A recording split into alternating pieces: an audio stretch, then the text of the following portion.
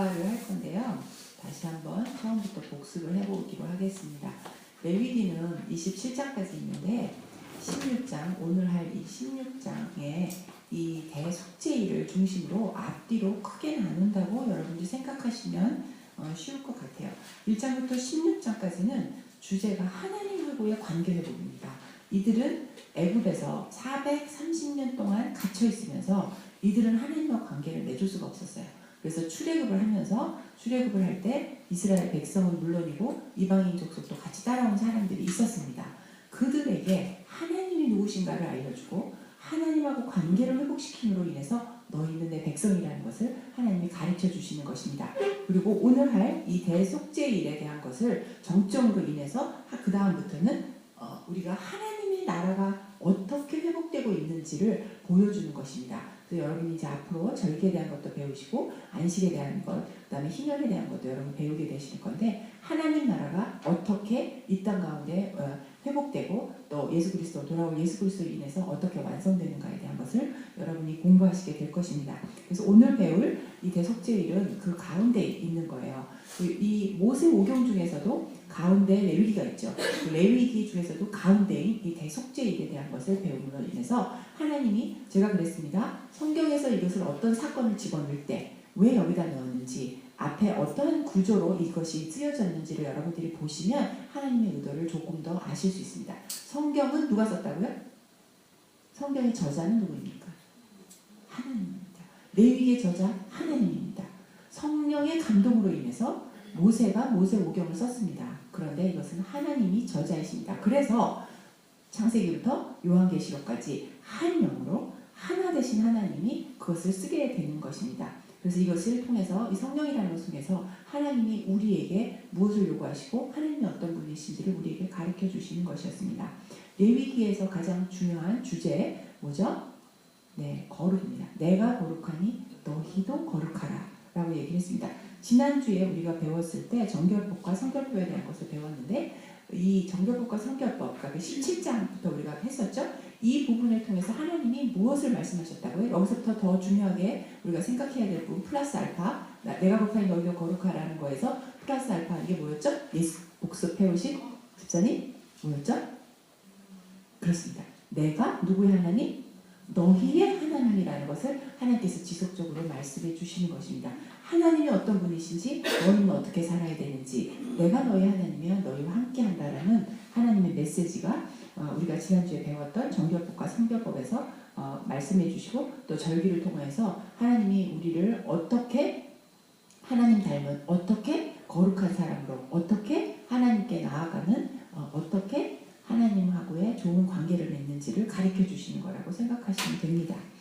이 레위기가 쓰여진 이유가 바로 하나님이 거룩한 백성에게 거룩한 삶을 살아서 하나님 앞에 다가갈 수 있도록 그래서 주신 법입니다. 그래서 이 제사라는 것은 소 잡고 양 잡고 염소 잡고 비둘기 잡고 그다음에 곡식 들여서 이런 뭔가 피를 보는 이런 끔찍한 그런 것을 통해서 니네 죄가 이렇게 어마어마해 너네가 이렇게 나쁜 짓을 졌어 이게 대속물이야 라고 말씀하시는 것이 아닙니다. 이때까지 잘못 착각해서 레위기 그렇게 보시는 분들이 있었을지 모르겠는데 이 제사를 통해서 하나님은 관계를 회복하시는 겁니다.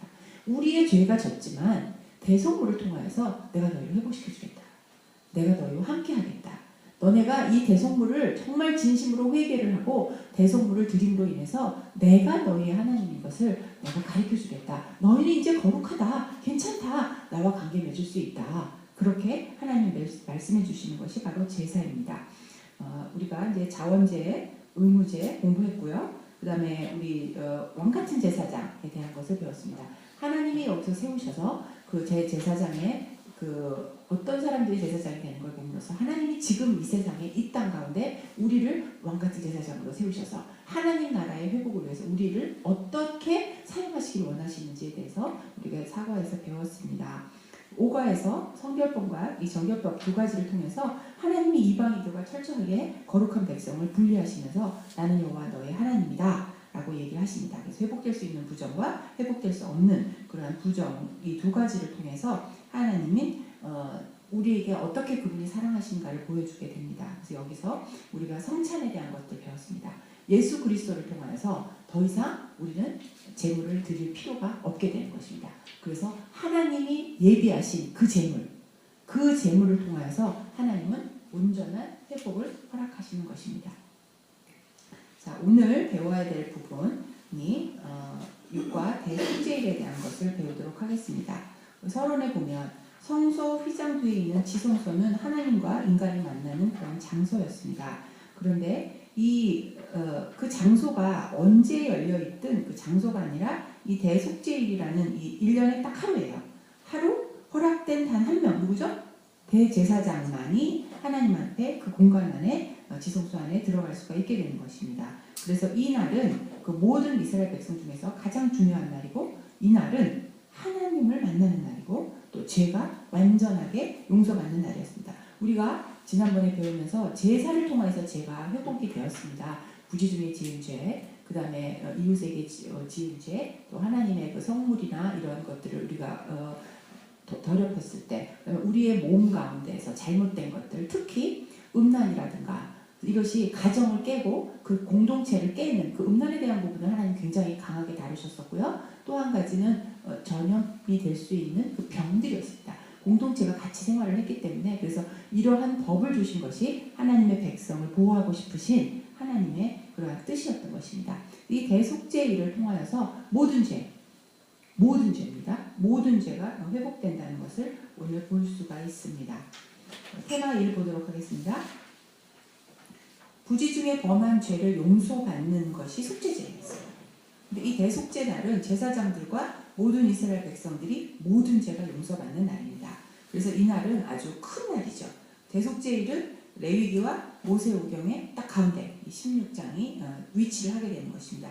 그래서 이 모세오경 가운데 가장 중심적인 일, 이것을 통해서 하나님의 관계가 온전하게 회복되는 것을 이런 이 챕터 16이 이렇게 있는 것으로도 여러분들은 아실 수가 있게 되는 것입니다. 하나님과 백성들이 만나는 곳이 성막이었어요. 그죠? 진영이 있고, 그 마을, 그러니까 우리로 말하면 예를 들면 뭐 동 이런 것 같아요. 이렇게 어떤 진영이 있고, 그 제일 가운데에 성막이 있었어요. 그 성막 가운데 하나님께서 임재를 하시게 되는 것이죠. 그 아론과 그의 제사장들이 그 레위 족속이잖아요. 그 레위 족속을 제사장으로 따로 세우셔서 구별하셨습니다. 그리고 우리가 지난번에 배웠던 의무제와 자원제, 이 5가지 제사를 주셨어요. 그래서 그 제단, 그 성막 안에 있는 제단에서 제사를 드렸고, 속죄일에 앞서서 정과 부정한 것을 정결법을 우리에게 주셨습니다. 그것이 우리가 이때까지 배웠던 것이고요.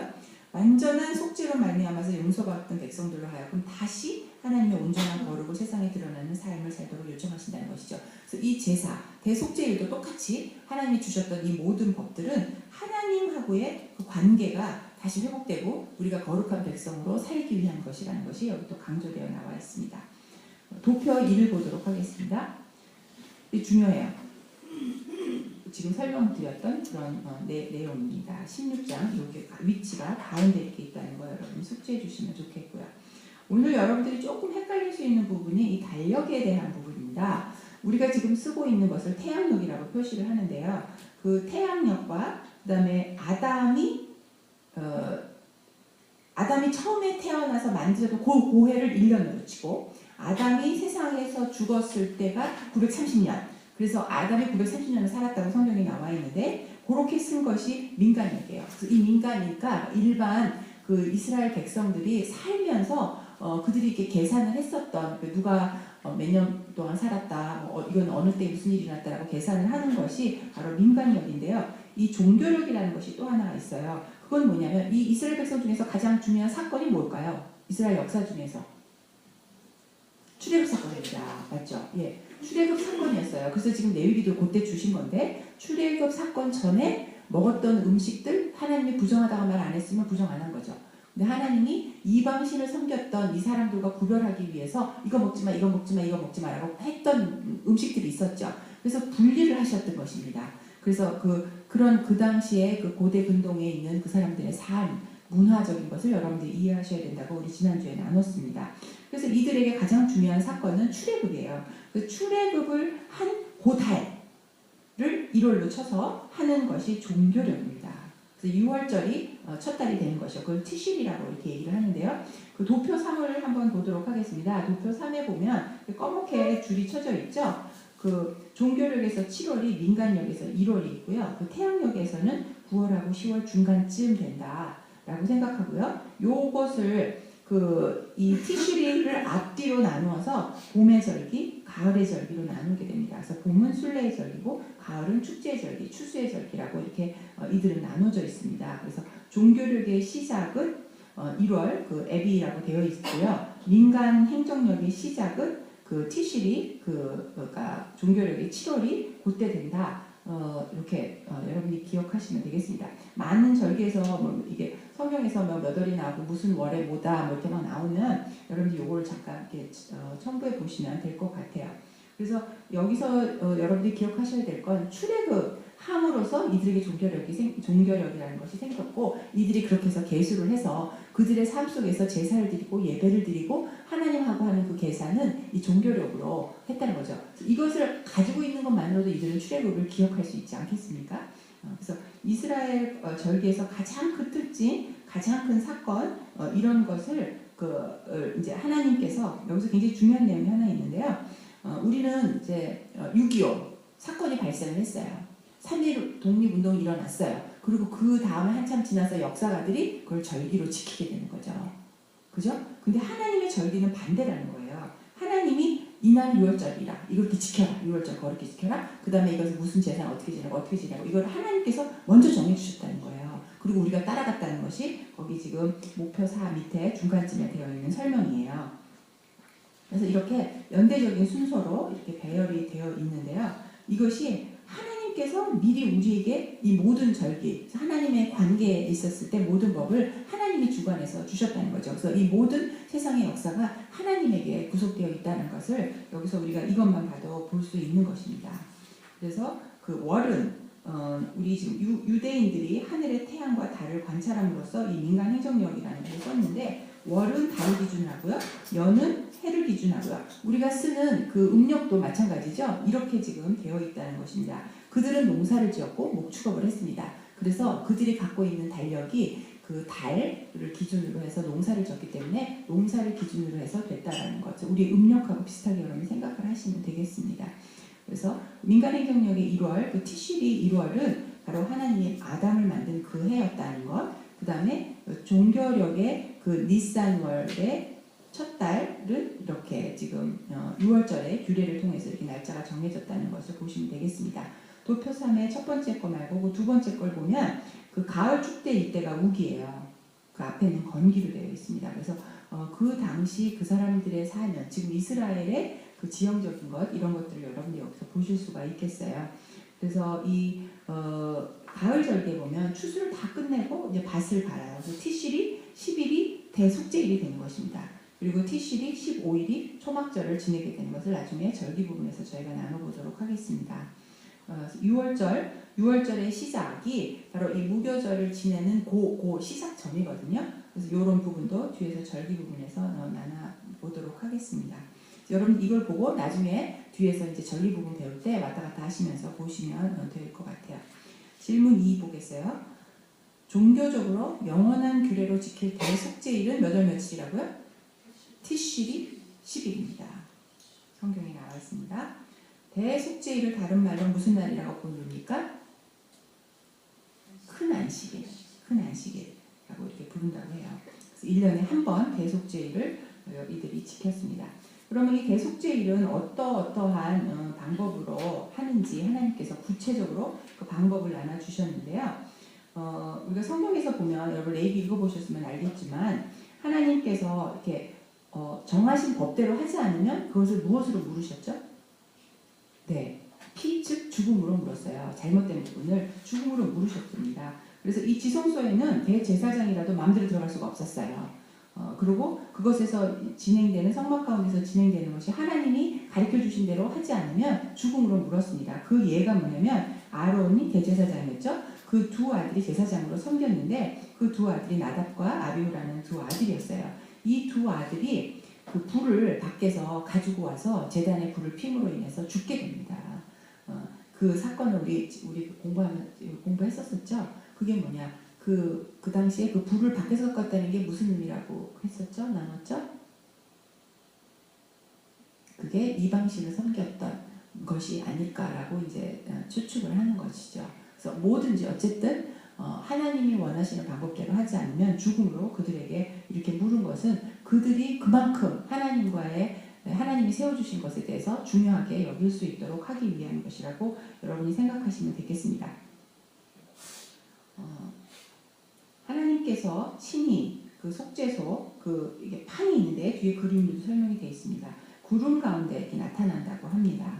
그래서 지성소 안에 이렇게 뜰이 있고 성소가 있고 지성소가 있는데 지성소 안에 그 언약궤가 이렇게 있습니다. 그 궤는 어떻게 만들어졌냐면 아카시아 나무로 만들어졌고 금으로 내부와 외부가 둘려진 직사각형 이런 상자로 되어 있었고 그 다음에 황금으로 만든 두 그룹을 가진 하나의 이렇게 판이 있었다고 합니다. 여러분 저희도 한번 이거 끝나고 같이 갔었는데요. 이 성막을 재현해 놓은 곳이 있어요. 그래서 한번 가보시면 여러분이 이렇게 눈으로 딱 보니까 이렇게 보시기가 쉽게 되어 있어요. 한번 가보시면 좋을 것 같아요. 여러분들이 같이 약속 장소. 네? 익산이 아니고 우리 갔던 데가 오산. 네. 네. 한번 갔다 와 보시면 좋을 것 같아요. 날씨 좋으시게. 네. 네.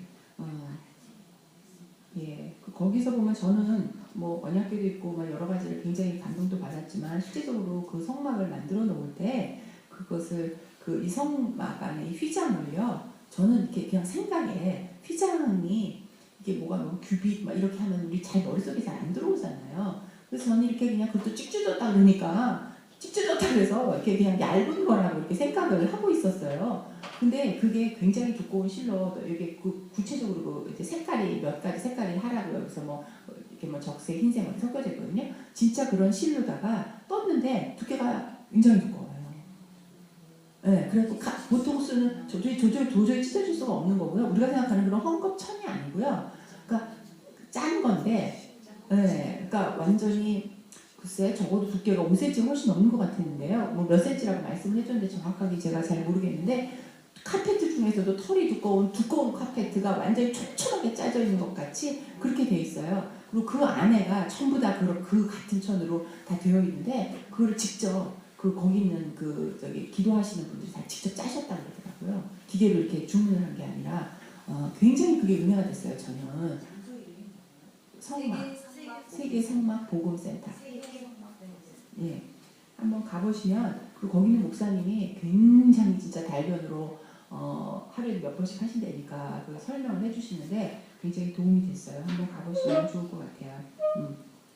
그래서 이렇게 하나님이 그 지성소 안에 거하고 계시는데 그 안에는 대제사장은 1년에 한 번밖에 갈 수가 없다고 되어 있습니다. 우리가 이제 제사가 시작이 됐습니다. 그럼 제사에는 이때까지는 대제사장은 어떤 옷을 입고 있었냐? 대제사장의 의복이 있잖아요. 화려했습니다. 거기에 가슴에는 12개의 보석이 박혀서 12지파를 보여드리는 것이 있었고 허리에도 띠를 띠고 그죠? 굉장히 이렇게 화려한 옷을 입고 있었는데 이 대속죄일에는 세마포를 갈아입어요. 그러니까 이게 전혀 화려하지 않은 옷입니다. 끈으로 이렇게 묶었어요. 그래서 저도 이걸 배우면서 알게 됐는데 우리가 대제사장이 그 안에서 이렇게 뭐 잘못해서 죽으면 방울 소리가 안 나서 뭐 이렇게 끌어들인다. 뭐 여러분 이런 소리 들어보신 적 있으세요? 저도 그런 얘기 들었는데 이게 잘못된 가르침이라고 합니다. 세마포를 입었기 때문에 그런 장식이 전혀 없고 전혀 어떠한 장식물도 갖고 가지 않았다고 합니다. 그래서 우리가 이렇게 뭔가 잘못된 것을 들으면 그게 이제 막 돌고 도는 거죠. 그리고 또 신약에서 발목이 끈을 묶었다. 그리고 이제 허리에 방울을 달아서 소리가 나게끔 했다는 소리를 들었는데 그러니까 이렇게 저희가 잘못 알고 있는 그런 정보들이 있습니다. 그리고 또 하나는 이렇게 신약에서 낙타가 바늘기 막 들어가기가 어렵다. 그런데 그게 이제 어떤 성경학자들은 그게 이렇게 문이 있대요. 그러니까 우리가 뭐 양문, 미문 이런 것만 나오잖아요. 안진뱅이가 뭐 양문에 있었다, 누가 뭐 미문에 있었다 이런 얘기가 신학교에 나오는데 진짜적으로 가보면 이렇게 문이 있어요. 근데 사람들이 통과하는 것이죠. 쉽게 얘기하면 뭐 수원성 이렇게 되면 수원성에 문이 있고 밤이 되면 그 문을 이렇게 닫고 그래서 적군으로부터 이제 그걸 보호하고 이런 식으로 돼 있잖아요. 그런 것처럼 이렇게 돌로 이렇게 벽이 이렇게 있다면 가운데 이렇게 문이 있습니다. 그래서 그걸 사람들이 통행하는 그런 문이에요. 그런데 그 문 중에 하나가, 그러니까 이 번역을 할 때 뭐 히브리어로 그것이 이렇게 낙타를 표현하는 어떤 그런 문을 통과한 것이다. 진짜 이런 바늘기가 아니다. 뭐 그런 얘기를 듣기도 했는데 이것도 또 우리가 잘못 알고 있는 정보라고 생각을 합니다. 그런 게 없다고 하네요. 그래서 이렇게 많은 것들이 고증되고 있고 또 변화가 되기도 하지만 우리가 누군가에게 잘못 받은 이 메시지들이 이게 교회 안에 쫙 퍼져 있다라는 거. 네. 그래서 저도 이번에 세마포를 입고 어떤 장식품도 갖고 있지 않기 때문에 이런 방울 소리가 난다는 얘기는 우리가 잘못 전해들은 전설이라는 것을 저도 이번에 이걸 공부하면서 배웠습니다. 이 대속죄일은 그만큼 중요한 날이고 이 죄를 아주 철저하게 다루는 날이에요. 그래서 우리가 그 전에 이런 제사를 지낼 때 제사장이 먼저 자기 자신을 위해서 제사를 드린다는 건 여러분 배웠습니다. 한 번 드리고 들어가는 거예요. 이 대속죄일은 이제 7일째 되는 날, 완전 숫자죠. 7일째 되는 날 드리기 때문에 그 전에 6일 동안은 자기 자신이 대제사장이 이 예를 하기 위해서 이걸 공부를 합니다. 여러분 모세에게 그 레위지파, 그다음에 이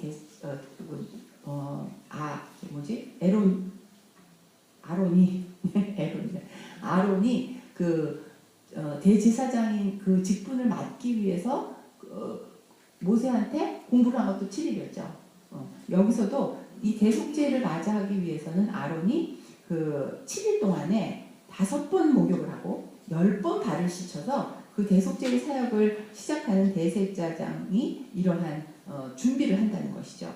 그래서 이렇게 보석으로 금으로 치장된 화려한 대제사장의 의복을 벗고 정결하고 겸손을 상징하는 세마포 복장으로 바꿔 입는다는 것입니다. 그리고 이때는 참 재미있는 게 이 제사장을 위해서는 소를 드려요. 그런데 그 회중을 위해서는 염소를 드려요. 하나는 하나님께 드리는 제사고 하나는 아사셀이라는 그 사단을 상징하는 이 세상 권세를 갖고 있는 것에서 와서 죄를 돌려준다. 이 죄 네 거야. 이거 가져가. 이렇게 합니다. 우리가 안수를 할 때 그 죄가 전가되라고 했죠. 그래서 하나는 죄를 전가해서 하나님께 드리고 하나는 아사셀에게 해서 그걸 돌려보낸다고 되어 있습니다. 여기 그 여러분들이 제가 오늘 왜 이렇게 단어가 생각이 안 나는지 잘 모르겠는데요. 욥기를 보면 욥이 이렇게 자기 자식들을 위해서 자기 집안을 위해서 제사 지내는 것이 욥기에도 나오게 되는데요. 여기서도 마찬가지로 대제사장이 대속죄일에 들어가기 위해서 제사장이 자기를 위해서 제사를 드려요. 속죄제를. 그리고 나서 자기 집안을 위해서도 이 제사를 먼저 드립니다. 구별된 사람들. 자, 여러분은 하나님께서 왕같은 제사장으로 삼으셨습니다. 그러니까 여러분들이 어떤 사역을 하기 전에 어떠셔야 된다는 것을 여기서 볼 수 있어요. 어떻게 해야 되죠? 자기 자신이 먼저 정결해야 됩니다. 하나님 앞에 나가야 되고 여러분 죄사함을 받으셔야 되고 그리고 하나님 앞에 나가서 온전해져야만 여러분의 사역을 감당할 수 있는 것입니다. 그래서 자기 자신과 자기 집안에 제사를 드리는 이 제사장의 모습을 우리가 볼 수 있습니다. 거기 그림이 있는데요. 머리에 터번이 조금 멋있어요. 여기는. 이게 제사장이에요. 그래서 소를 드리는 겁니다. 좀 크죠? 네. 소같이 생겼습니까? 네, 이 소예요. 그리고 가운데 있는 것은 대제사장이 소를 잡는 것들을 제사장이 도와주는 거 제 그림이고요. 그 옆에 있는 그림은 보시면 이 목 있는데 이렇게 표시가 되어 있잖아요. 이렇게 표시가 돼서 여기를 이 소가 크잖아요. 고통 없이 한 방에 보낼 수 있는 방법인 거라고 합니다. 네. 네, 급소인 것 같아요. 그래서 이제 고기를 해서 소를 이제 드리는 그런 방법이 실시가 되는 거예요. 그래서 제사장이 백성을 위해서 대속을 하기 전에 먼저 자기 자신, 자기 집안을 위해서 속죄제를 드려야 했다는 것. 이것이 바로 여러분들에게 하나님이 요구하시는 것이라고 생각합니다. 그래서 또 이제 온 회중을 위한 속죄 제물을 이제 두 개로 나눠서 드리게 되는데요. 흠 없는 2마리 염소를 드렸습니다. 조금 다르죠. 이거는 우리가 이때까지 봤던 제사랑 조금 다릅니다. 그래서 제비를 뽑아요. 이 제비를 뽑는다는 게 복불복의 그런 의미가 아닙니다. 예수님의 제자들 중에 하나 이제 가룟 유다를 대신해서 제사를 뽑을 때 마띠아가 뽑혔는데 요셉하고 마띠아 2명 중에서 마띠아가 뽑혔는데 이때도 그들 제자들이 먼저 한 것이 무엇입니까? 제일 먼저 한 것은 뭐냐면 기도였어요. 기도를 하고 그리고 나서 뽑기를 하게 되는데 이것이 이런 하나님의 임재가 돼서 하나님이 이렇게 그 가운데서 이런 결정을 하게 해주신다라는 것을 여러분이 이제 인지하시면 되겠어요. 백성의 모든 죄를 대신해서 여호와에게 드려지고요. 또 한 마리는 아사셀에게 보내졌다고 합니다. 아사셀의 뿔에는 리본을 묶고요. 뿔에다가 여호와께 드려지는 것은 목에다가 이렇게 표시를 한다고 되어 있어요. 그 밑에 페이지에 보면 염소가 2마리 있죠? 이렇게 뿔 이렇게 위에 뭐 묶였죠? 네.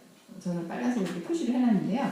그게 아사셀에게 드려지는 것이고 목에 있는 것이 하나님께 드려지는 것입니다. 제사장과 대제사장이 그 옆에 그림은 이렇게 같이 2마리 염소를 준비하는 것이 그림에 나와 있습니다.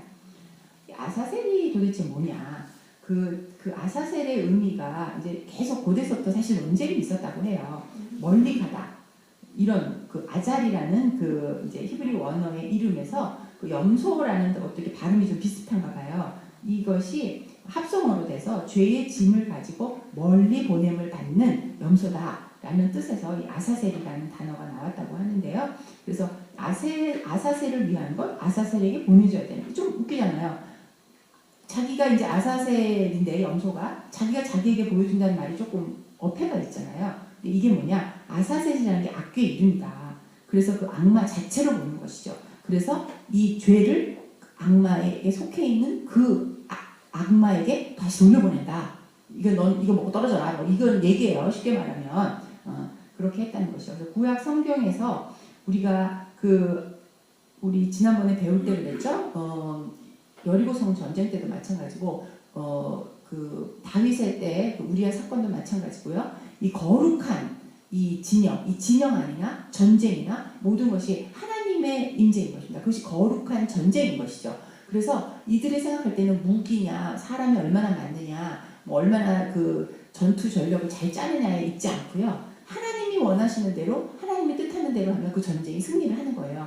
그래서 여리고성을 6번, 6일 동안 돌고, 그 다음에 마지막 날 7번 돌고 13번을 돌아갔고 여리고성이 무너지게 되고 승리를 얻게 되는 거잖아요. 그래서 그런 것을 통해서 하나님께서 모든 전쟁의 주관자가 하나님이라는 것이죠. 그래서 구약 성경에 나타난 전쟁이 철저하게 하나님의 임재 가운데 하나님의 명령에 따라 그런 영적 전쟁이 이루어졌다라고 하기 때문에 사단을 우리가 뭐 용이다, 뱀이다, 뭐 류의 야단이다, 바다 괴물이다 이런 식으로 해서 성경에 보면 굉장히 많은 그 사단에 대한 표현이 나와져 있는데요. 거기에 사막에 거주하는 괴수들 이런 표현들이 성경에 나와 있고 특히 계시록에 보면 참 이것이 많이 나와 있는데 그런 괴수들에게 이렇게 뿔이 달린 모습을 하실 거라고 그들이 믿었던 거예요.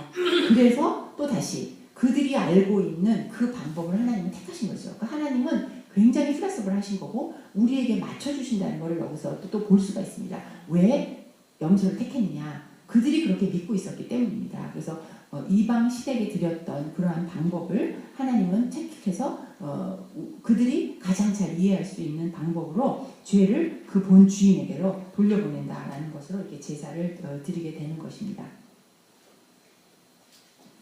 아까 제사장이 자신과 가족들을 위해서 속죄제물을 잡았다고 했어요. 그래서 속죄제물을 잡고 그 다음에 그 공간을 향으로 채우게 됩니다.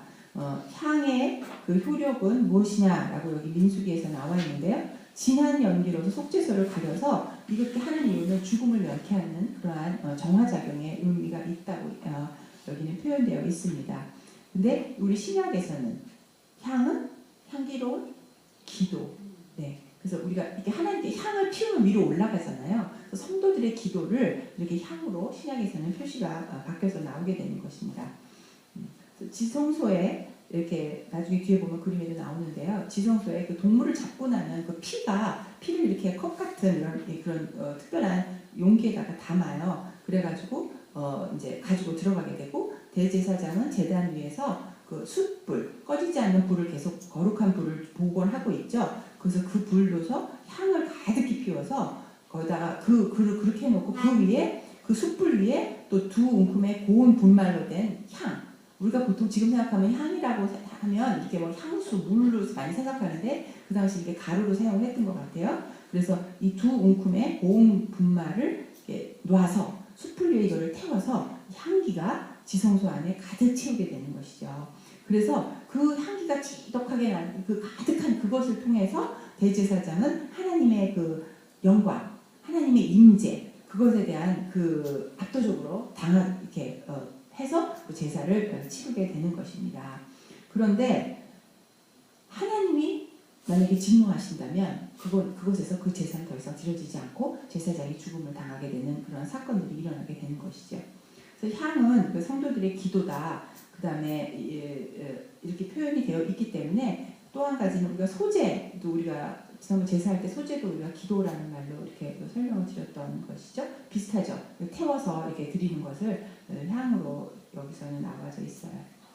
그 다음에 그럼 향을 피웠어요. 자, 제사장이 속죄물을 잡고 향을 태우고 그 다음에는 피를 뿌리는 것입니다. 순서가 그래요. 제일 먼저 자기 자신과 가족을 위해서 드리고 백성을 위해서 드리고 그 다음에 부정한 그 회막 안에 있을 어떠한 부정도 다 없애야 하기 때문에 이렇게 해서 피 뿌림을 하게 되는 것입니다. 세 번 이렇게 세 가지를 해요. 그 피를 뿌리는 것도 하나님께서 아주 구체적으로 방법을 가르쳐 주는데요. 여기서 보면 그 피를 가져다가 속죄판 위에 동쪽 표면 위에 손가락으로 피의 일부를 찍어서 이렇게 뿌려요. 그리고 난 다음에 속죄판 앞에서 손가락으로 피의 일부를 뿌리게 되는 것입니다. 이게 구체적으로 하나님은 방법을 제시해 주셨어요. 그래서 백성들의 속죄 제물 가운데서 구별된 염사를 도살하고 그 다음에 피의 일부를 취해서 다시 지성소로 들어와서 속죄판 위에다 뿌리고 그리고 속죄판 앞에서 7번을 뿌리게 되는 것입니다. 그래서 이것은 이 행위를 통하여서 부정 중에 있는 회막도 동일하게 피 뿌림의 절차를 그대로 반복을 하는 것입니다. 구체적으로 하나님이 어떤 방법으로 할 수 있도록 하게 되는데 그러면 왜 피를 뿌리느냐? 그 피 뿌리는 것의 목적이 뭐냐는 거죠. 피가 무엇을 의미한다고요?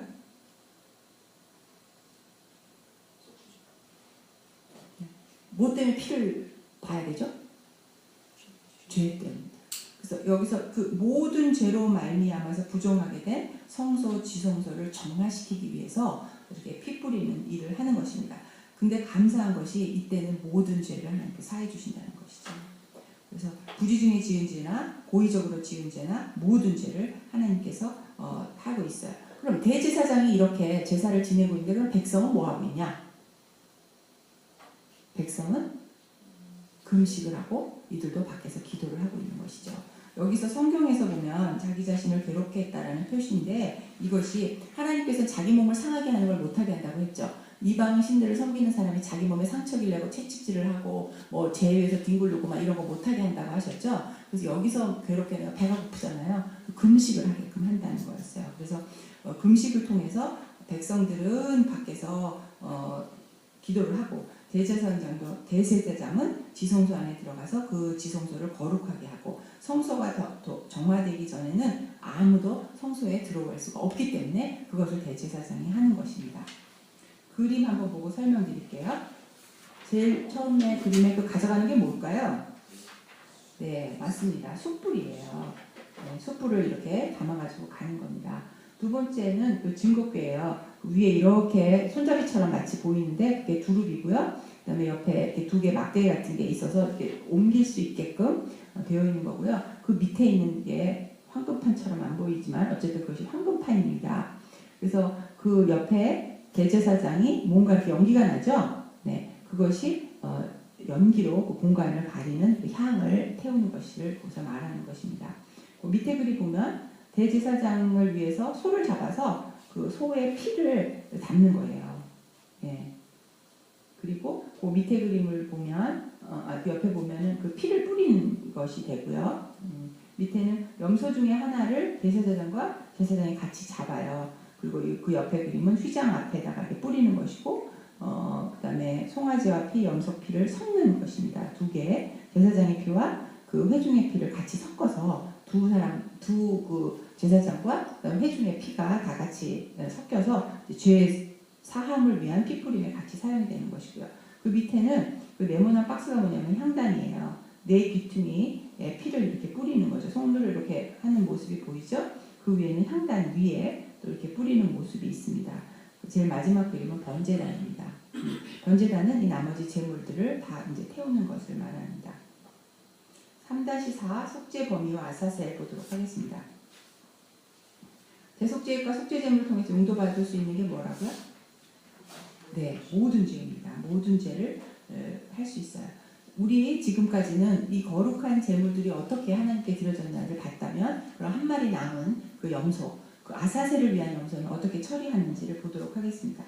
지성소와 성막을 이제 깨끗하게 했죠. 그리고 아사셀을 위한 염소를 끌고 와서 대제사장이 또 죄를 전가하는, 손을 얹고 죄를 전가하는 것을 하고요. 그 다음에 그 행위들, 복수예요. 죄들을 범한 것을 고백을 하는 것입니다. 죄 고백을 하고 모든 죄들이라는 복수형을 사용해서 인간이 저지른 모든 축체적인 죄를 다 사해 주시는 것을 여기서 이제 보게 되는 겁니다. 그래서 고의적으로 하나님께 대항해서 지은 죄, 모든 죄를 다 아사셀에게 전가를 하게 되는 것입니다. 그리고 이것을 광야에 보내는데 어떻게 내보내느냐, 그 옆에 그림이 있죠? 한번 보겠습니다. 첫 번째가 아사셀의 염소에게 안수를 해서 죄를 전가하는 그림이고요. 그 다음 건 대제사장이 제사장에게 염소를 줘요. 그러면은 이렇게 이거 끌고 이제 동굴 밖으로 나가는 거예요. 그 옆에 조그만 무슨 성냥갑 같은 그림이 있는데 그게 초막입니다. 근데 그래갖고 이 염소를 끌고 와가지고 그 옆에 보면 벼랑이에요. 쭉 걸어서 내려오는 거예요. 염소를 끌고 와서 그 다음에 이렇게 바위가 막 있죠. 낭떠러지입니다. 낭떠러지에서 떨구는 거예요. 그래서 저쪽에 성이 있고 백성이 사는 데가 있고 또 이쪽에 이 마을 끝에 성막 바깥으로 나와서 마을 끝에 바깥에 나와서 진영 바뀌죠. 거기서 나와서 이제 이렇게 낭떠러지로 이렇게 떨고 보내는 거고요. 맨 밑에 칸에는 세마포 옷을 입고 있는 제사장의 모습을 보실 수 있고 지성소에 들어가서 지성소의 그 단을 깨끗하게 이렇게 정리를 하는 것이고 그리고 나서 의복을 갈아입게 되는 것입니다. 그리고 나서 맨 마지막 그림은 모든 사람들이 모여서 축제를 하는 것이죠. 자, 이처럼 세마포 옷을 벗어두고 또 그다음에 이제 이렇게 모든 아사셀의 이 염소를 광야 벼랑 끝으로 가서 끝없는 낭떠러지에 떨어서 즉시 죽게 했어요. 모든 죄가 벌써 끝나는 거예요. 그러면 이렇게 제사장에게 우리 죄가 다 이렇게 끝났다라는 소식을 듣게 되면 그제서야 이제 그 낭떠러지에 떨어져 죽었다는 소식을 듣고 나서 대제사장이 세마포 옷을 벗고 몸을 깨끗이 씻고 나서 자기 죄 씻음을처럼 다 하시죠. 처음에도 5번 목욕했다고 되어 있죠. 그래서 자기 옷으로 다시 갈아입게 돼서 두 번째 번제를 또 드리게 됩니다. 두 번의 번제를 또 다시 드리게 돼요. 그래서 제사가 굉장히 많죠. 그죠? 아주 구체적으로 하나님께서 이렇게 말씀을 해 주시고 있어요. 한 번은 자기 자신을 위해서 또 다른 한 번은 백성을 위해서 이렇게 또 두 번의 제사를 지내게 되고요. 속죄 제물의 기름은 제단에서 불사르게 됩니다. 그리고 나서 나머지 소, 아까 잡았던 소, 그리고 한 마리 그 염소는 진영 밖으로 내보내져서 태우게 됩니다. 이렇게 모든 죄가 1년에 한 번 대속죄일에 다 끝나게 되면 백성들이 모여서 이제 하나님께 축제, 감사의 축제를 드리게 되는 것입니다. 그러면 이 대속죄일이 신약에 넘어와서 예수 그리스도와 어떠한 관계가 있는지 한번 알아보도록 하겠습니다. 여러분이 신약을 공부하면서 참 많이 배웠어요. 예수님이 우리의 속죄 제물로. 오늘 이것을 공부하시면서 여러분들이 좀 더 하나님이 우리에게 이런 복잡하고 이렇게 잘못하면 죽을 수도 있는, 죄 때문에도 죽고 또 죄를 제대로 고백 안 해서도 죽고 또 죄를 몰라서도 죽고 하는 이럴 수밖에 없는 것에서 하나님이 우리를 이제 구원해 주신 겁니다. 매일 소 잡는 일만 우리는 해야 되는데 없으면 맨날 산으로 들러 비둘기 잡으러 뛰어다녀야 되는데 그럼 아무 일도 못할 거예요. 막 비둘기 잡으러 뛰어다니느라고. 저만 그런가요? 네. 집에서 길러. 네, 차라리 집에서 기는 게 낫죠, 그죠? 네, 그래서 그래야만 그러니까요. 저도 이게 제사를 보면서 제일 끔찍했던 게 온 마을에서 피냄새가 진동을 끊어지지 않겠다. 네. 그래서 정말 이 피만 봐도 너무 끔찍할 텐데, 그리고 우리 제사할 때 배웠죠. 제물을 누가 잡는다고요? 네, 자기가 잡아요. 그것도 잡아야 되잖아. 그죠? 잡아야 되는 거예요. 다 여러분은 백정입니다. 소를요. 그러니까 여기 아까 표시를 해서 소를 제대로 한 번에 잘 잡아야죠. 안 그러면 이 소가 날뛰면 어떡하겠습니까? 생각을 해보십시오. 이거 처음부터 한 번에 다 그렇게 죽일 수 있겠습니까? 이게 굉장히 어렵고 힘든 일이죠. 그러니까요. 피도 뭐 다 튀길 거고 뭐 여러분 생각해 보십시오. 그 끔찍한 걸 여러분이 지금 기억을 하시고 상상을 해보셔야 돼요. 왜? 왜요? 지금 할 예수 그리스도 때문에. 그것을 단번에 없애주신 분이 예수 그리스도시죠. 이 예수를 믿음으로 인해서 그 피로 인해서 속죄소로 하나님께서 그걸 다 채우셔서 우리를 더 이상 제사를 지내지 않게 하셨고, 하나님에게 우리가 제사장을 통하지 않고서는 들어갈 수 없었는데 휘장을 찢음으로 인해서 예수님의 죽음으로 인해서 우리는 하나님을 만날 수 있게 되는 것입니다. 엄청난 사건입니다. 거기고 그 다음에 오순절 사건 이후에 예수님이 승천하신 이후에 우리에게 성령님이 오셨습니다. 우리가 하나님 안 찾아도 그냥 막 찾아오셔. 막 만나시겠다고, 내가 너를 사랑한다고 고백하는 성령님을 여러분들이 보실 수 있게 되는 것입니다. 찬양을 할 때, 또 성경을 읽을 때, 또 사역을 하면서 지칠 때, 외로울 때, 아플 때 하나님은 성령님을 통해서 우리에게 그렇게 찾아오시는 것이죠. 우리가 이 레위기를 배우는 목적은 그것입니다. 하나님이 우리를 얼마나 사랑하시는가, 하나님이 우리의 관계 회복을 위해서 얼마나 사실 구체적으로 노력을 하시는가. 저도 어떤 행사 같은 거 하다 보면 일을 이렇게 만들고 또 일을 같이 나눠서 하게 되는데 그 모든 것을 준비할 때 머리 터집니다. 근데 일을 맡아서 하시는 분은 준 일만 하면 되니까 기쁨으로 할 수 있는데 처음에 일을 지시하고 준비하는 사람들은요 머리가 터집니다. 이 지금 우리 성경 교재에 대한 것들을 만들어가는 게 우리 이성미 집사님이 총책임을 맡으셨어요. 머리가 터집니다. 지금 저분은. 이것이 제대로 안착이 되고 많은 분들에게 레위기를 가르치고 또 많은 사람들이 거룩한 삶을 살게 함으로써 우리가 이 작은 일을 맡아서 할 때 하나님께서는 교회를 정화시키고, 아니죠? 그보다 먼저 나의 삶, 우리의 가정을 먼저 정화시키시겠죠? 그리고 내가 속해 있는 교회와 하나님께서 그것을 정화시키시겠죠? 그리고 이 나라와 이 땅과 우리나라의 교회들을 정화시키는 작업을 할 거라고 저는 믿습니다. 하나님이 그러한 소망을 주셨고 그런 비전을 주셨기 때문입니다. 그래서 그 일을 이렇게 감당하시는 거예요. 여러분도 제가 초청합니다. 여러분도 이것을 공부하시고 말씀을 공부하시고 말씀대로 살고 말씀을 가르치셔야 됩니다. 근데 가장 좋은 말씀을 가르치는 방법은 내가 그렇게 사는 것입니다. 말씀대로 살지 않으면, 말씀에 기초되지 않으면 이단이에요. 머리만 커집니다. 가슴이 없습니다. 내 삶으로 들어질 때 우리 애제선교회 많은 분들이 저를 참 사랑해 주시는데요. 제가 굉장히 힘이 많은 사람이고요. 성격도 급하고요. 네, 어떤 사람 볼 때는 성격이 못됐다고도 하실 수 있으시겠죠. 근데 저를 봐주시는 게 딱 한 가지 있어요. 많은 분들이 제가 듣는 게 하나님에게 참 열정적이다. 그 선교사님들을 참 사랑한다라는 것 때문에 그냥 참아주시는 거죠. 그냥 넘어가 주는 거예요. 그리고 무슨 일을 기쁨으로 감당해 주시는 거거든요. 저도 굉장히 부족한 사람입니다. 늘 하나님께 나가려고 하고 실수하고 좌절하고 또 번뇌하고 회개하고 그런 삶을 매일 수도 없이 살아요. 그런데도 저와 함께 해주시는 분들이 지금 이렇게 10년이 넘게 20년이 되도록 같이 함께 해주시는 것은 바로 하나님 주셨던 그 비전을 우리가 함께 공유하는 것이기 때문입니다. 그리고 하나님께서 말씀하십니다. 하나님께서 여러분 직접 말씀하시기도 하고요. 직접 계시라고 하죠. 그 다음에 성경을 보면서도 말씀하시기도 하고요. 또 다른 교회의 어떤 사람들을 통해서 말씀하시기도 합니다. 저를 통해서 하나님이 지금 이 시간 말씀하신다고 저는 믿어요. 하나님이 이 레위기를 통해서 이 땅에 거룩을 선포되기를 원하시는 것입니다. 이 세상이 악해요. 하나님이 레위기를 주시고 우리를 구별하실 이유가 뭐라고요? 하나님과 우리가 좋은 관계를 맺기 위해서인 것입니다. 우리는 막 내가 뭐 해야 돼? 내가 뭐 이걸 정화시켜야 돼? 내가 청소해야 돼? 마치 더러운 집을 우리에게 줘서 청소하라고 하는 것 같은 부담감이 있을 수 있어요. 근데 그것이 아닙니다. 하나님이 나 너 사랑해. 우리가 손님만 와도 직접 막 부리부리 막 치우잖아요. 이것도 신문도 치우고 막 컵도 막 싱크대에다 막 몰아놓을 망정. 그리고 막 커피도 막 준비하고 과일도 이쁘게 깎고 안 쓰던 접시도 꺼내고 막 그러잖아요. 더 귀한 손님이 오면 어떡합니까? 막 은포크도 꺼내놓고 그러잖아요. 네. 요새는 집에 손님을 별로 안 초대합니다. 참 잘못된 거예요. 우리나라 사람들은요 때가 언제가 와도 길 가는 손님들 손대접을 했습니다. 지금 터키 사람들은 그렇게 해요. 아우리치를 가잖아요. 그럼 그것도 훈련을 하게 되는데요. 특히 YM에서 그렇게도 많이 하는데 그냥 길거리에서 아무나 붙잡고 그 사람들 집에 돈 한 푼도 안 주고 하룻밤 자고 오게 합니다. 근데 다 자고 와요. 깃발에서 자는 사람이 없어요. 그렇게 손을 대접합니다. 아브라함도 손 대접했잖아요. 아주 귀하게 했잖아요. 부주 중에 오신 예수님일지도 모르기 때문입니다. 그것이 지금 시대라고 바뀌지 않았습니다. 손대접하십시오. 오늘 두 분 진짜 감사합니다. 이 손대접을 하는 거예요.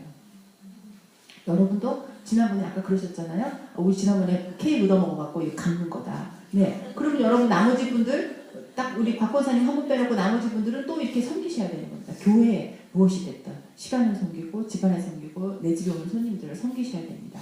네. 그리고 왜 우리 특히 주부들은 집에 있으면 뭐 고치러 오시는 분들 있잖아요. 물 한 잔이라도 대접하는 그런 마음이 있어야 됩니다. 여러분들이 그렇게 하면 여러분 자녀들이 그런 분들을 존경하는 것을 배웁니다. 안 그러면 자칫 잘못하면 우리가 아파트에 살 때 아파트에 계단 청소하시는 분이든지 경비대들인지 거기에 장 쓰는 분이든지 이런 분들을 무시할 수 있어요. 쉽게. 예. 그런데 먼저 인사하게 하고 엄마가 저분들이 얼마나 수고한 일을 한다는 것을 가르쳐 줌으로써 이 세상을 정화시킬 수 있어요. 삶으로 들여지는 크리스찬의 삶을 사시지 않는다면 레위기 공부가 무슨 소용이 있겠습니까? 이사야에서 제가 오늘 아침에 읽다 나왔는데요. 이사야에서도 하나님께서 역겹다. 너희들이 절기 정해놓고 너희들이 제사 지내는 거 역겨워서 더 이상 못 봐주겠다. 너희 기도한다고 하는데 마음도 없는 그 너네 형식으로 해서 니네들이 좋아서 하는 그거 나 더러워서 못 보겠다.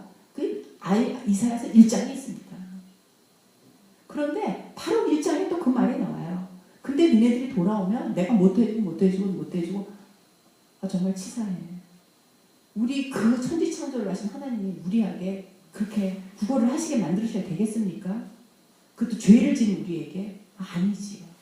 여러분이 이것을 배우셨으면 여러분의 삶이 정화되어야 되고 여러분이 계신 곳이 정화될 수밖에 없습니다. 왜? 우리보다 하나님을 더 원하시기 때문입니다. 그리고 이렇게 같이 묶여져 있습니다. 이 푸른나무 교회에 오신 이분들이 교회를 변화시킬 수 있다고 믿습니다. 그게 제가 여기 온 이유입니다. 변화시켜야 됩니다. 너무너무 바뀔 부분들이 많습니다. 문제가 보이십니까? 그걸 여러분이 해결하십시오. 입은 다물고 손으로 발로 움직이셔서. 그것이 바로 하나님이 원하시는 것이고 그것이 바로 여러분들의 삶에 드리는 거룩한 향기난 제사입니다. 문제가 보였는데 막 기도해. 물론 기도 중요합니다. 근데 내버려둬. 여기서 들어와서 강하게 똥 싸고 나왔다. 그럼 여러분들이 그걸 치우셔야지 이거 누군가 치워주게 해주십시오 하고 기도하면 되겠습니까? 안 됩니다. 교회 안에 문제가 있어요. 그럼 어떻습니까? 문제 저 사람 저거. 그럼 난 안 합니다. 하나님은 원하지 않습니다. 내 안에 있는 악을 뿌리째 뽑고 싶어 하는 것. 여기 두 개의 염소를 드립니다. 하나는 내 그 악한 거 보내야 됩니다. 또 하나는 하나님께 나가야 됩니다. 동시에 이루어져야 되는 것입니다. 악한 것을 떼어버리고 악한 거 그대로 내 안에 갖고 있으면서 하나님의 말씀 계속 드려봤자 내가 정화되지 않습니다. 더러운 물에 계속 아무리 깨끗한 물을 부어도 그 물 먹지 않습니다. 버려야 됩니다. 컵을 닦아야 됩니다. 정화해야 됩니다. 하나님 앞에 클렌징 아웃하고 내가 회개하고 하나님 앞에 나가서 하나님의 거룩한 성수로 나의 깨끗함을 받아야 됩니다. 그리고 나가서 사역을 하는 것입니다. 제사장이 먼저 제가 제사 드렸던 것처럼 여러분이 먼저 여러분이 그것을 보여주셔야 됩니다. 배우셨습니까? 가르치십시오. 제가 하는 얘기입니까? 아닙니다. 성경의 마태복음에 어떻게 되어 있습니까? 가서 제자 삼으라 했습니다. 명령입니다. 땅끝까지는 못 가더라도 주위에 있는 분에게 가르치십시오. 내가 교회에서 잘 못 가르쳤다면 어린아이에게 가르치십시오. 이 책이 아니라도 됩니다. 이 내용을 가지고 여러분은 가르치실 수 있습니다. 교회에서도 3세대면 유치부 하잖아요. 전도사님이 가르치잖아요. 여러분도 가르치실 수 있습니다. 삶으로 드려지는, 행동으로 드려지는 그런 예배드리는 자가 여러분이 되어야 된다고 생각을 합니다. 여기서 지금 예수 그리스도를 비교를 하는데 속죄소 안에서 피가 뿌려졌어요. 우리의 속죄의 죄가. 근데 예수 그리스도는 공개된 자소에서 그것도 치부되는 곳 한 곳만 가리고 벌겨 벗겨진 대로 채찍 맞은 대로 온몸에 피가 다 뽑힌 채로 그리고 십자가 가장 최고의 죄인들이 달린다는 그 십자가에 달리신 것입니다.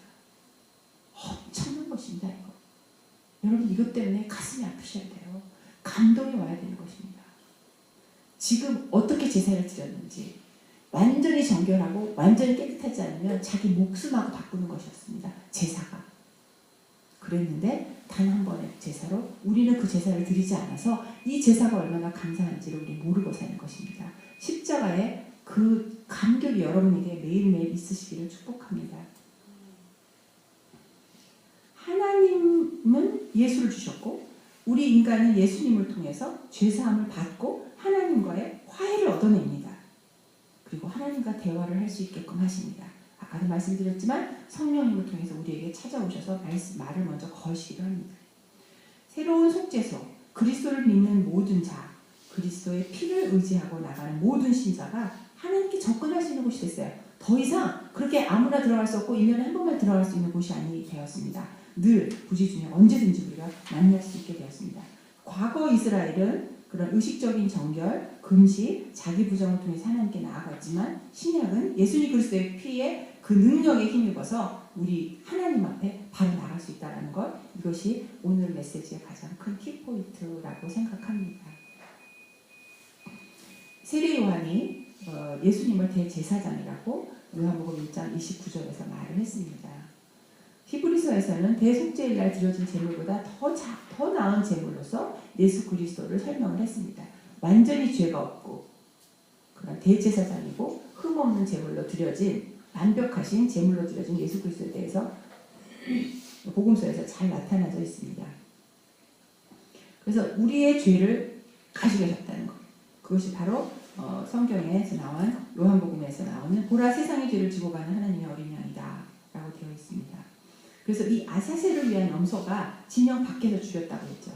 이제 그래서 이것이 설명합니다. 왜 그 사단에게 드려진 진영 밖에서 죽었던 게 뭐가 중요하냐? 예수님이 그렇게 돌아가셨다는 것입니다. 그 골고다죠. 진영 밖 골고다에서 밖에서 돌아가셨습니다. 그래서 시체들이 그 진영 밖에서 소하고 아까 염소를 진영 밖에서 태웠다고 그랬죠. 그래서 그것이 예수님이 성문 밖에서 또 십자가에 돌아가셨다는 것을 여기서 볼 수 있게 된 것입니다. 그래서 이 두 가지 사건이 비교를 될 수 있어요. 예수 그리스도와 우리가 드렸던 제사와 흠없고 점없고 깨끗한 순결한 어린 양, 그것이 바로 그리스도의 보배로운 피가 되는 것이죠. 예수님은 모든 죄를 지옥으로 가져가셨어요. 아까 아사셀의 염소가 낭떠러지에 떨어져서 지옥으로 그 모든 죄를 가지고 갔었던 것처럼 예수님도 모든 이 죄를 근원지인 것으로 돌려보내게 되는 것입니다.